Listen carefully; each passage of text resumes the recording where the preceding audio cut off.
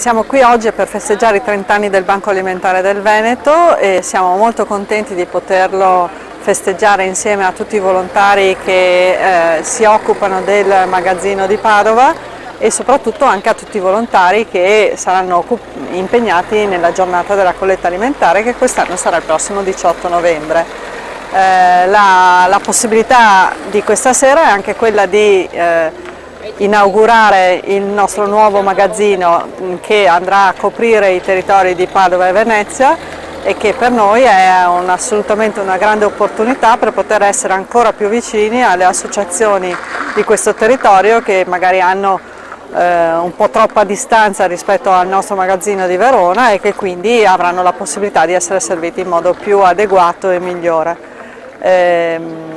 Per noi questa è una serata veramente molto importante, l'abbiamo voluta con tanta attenzione perché vogliamo far vedere come